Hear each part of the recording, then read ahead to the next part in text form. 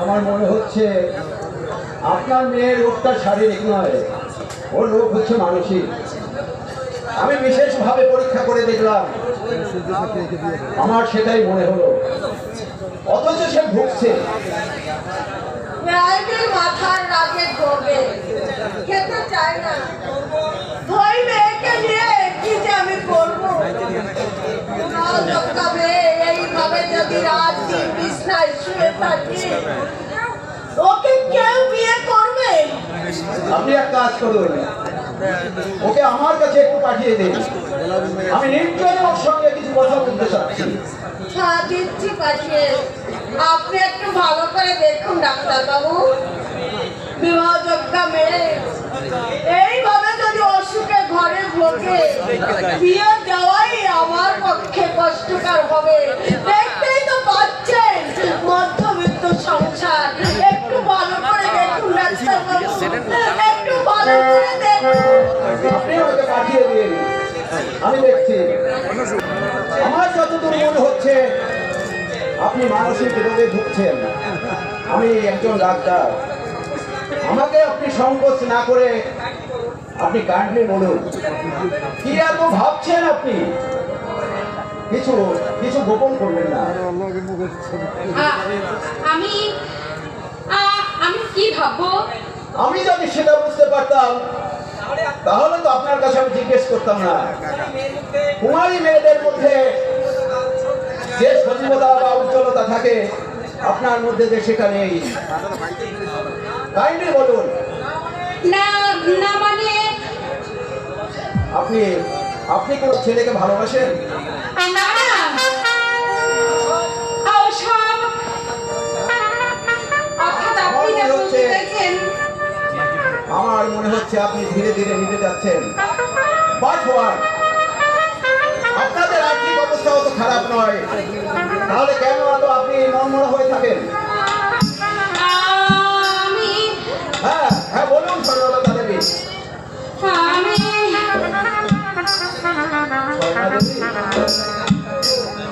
আমি আপনাকে ডাক্তার হিসেবে নয়, একজন বন্ধু হিসেবে জিজ্ঞাসা করছি, কোথায় কোথায় আপনার ব্যথা? বন্ধুর কাছে তো মানুষ নিঃসঙ্গতে সবকিছু বলতে পারে, বললেই তার বুকটা হালকা হয়। আপনি যদি কোনো ছেলেকে ভালোবেসে থাকেন আমাকে আপনি খোলাখুলি বলতে পারেন। এসব তো আজকাল হচ্ছে। ভালোবাসা তো কোনো অপরাধ চাই স্বর্ণা দেবী। আজ পর্যন্ত ভালোবাসা কাকে বলে সেরকম কোনো ঘটনাই আমার জীবনে আসেনি। তাহলে কাকা মনে ভাবছে আমি তার মাথার উপর একটা বোঝা। আমার জন্যই নাকি সে বিয়ে করতে পারছে না।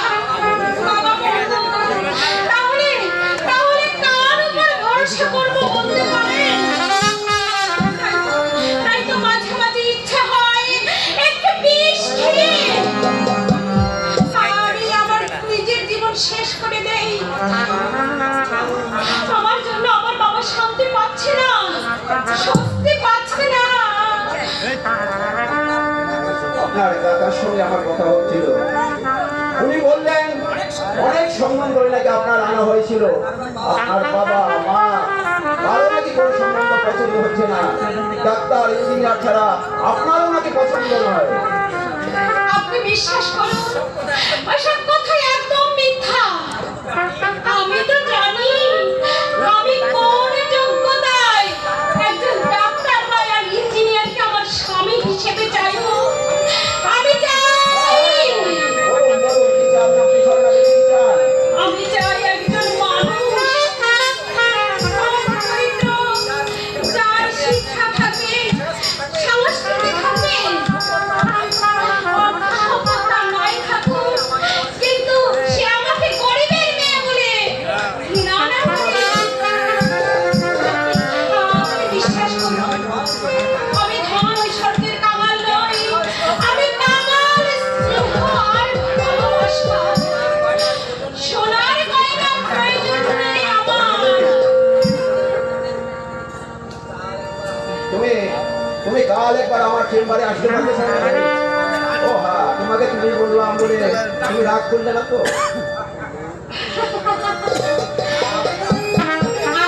আপনি তুমিই বলবেন। পারবে যেতে?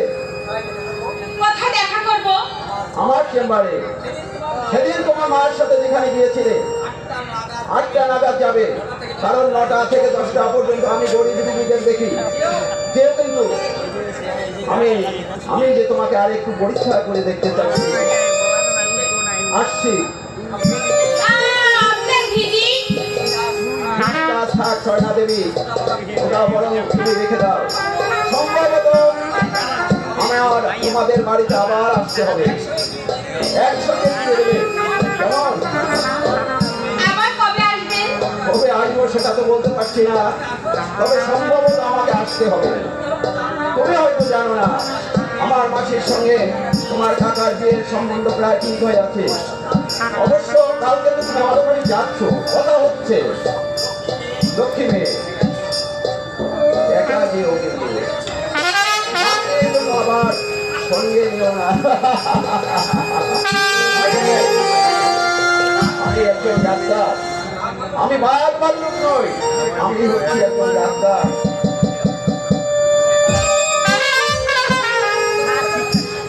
আমাকে একা যেতে বললেন কেন? কি বলবেন উনি? মনির সন্তান, নিজে একজন ডাক্তার, অথচ এত বিদ্যা অবিদ্যা তো মানতে নেই। বলে, আমি তো আমার বন্ধু। আমার বন্ধু কি সুন্দর,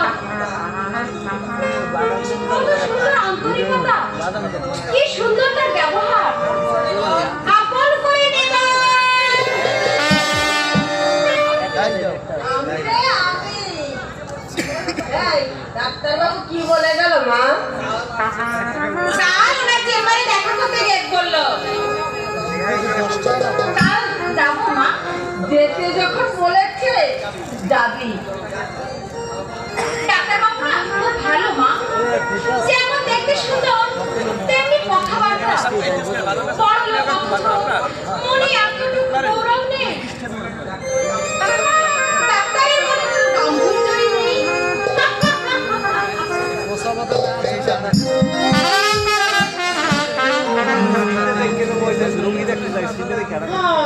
এইরকম একটা ছেলে যদি আমার চাটাইয়ে শুয়ে আমি লাখ টাকা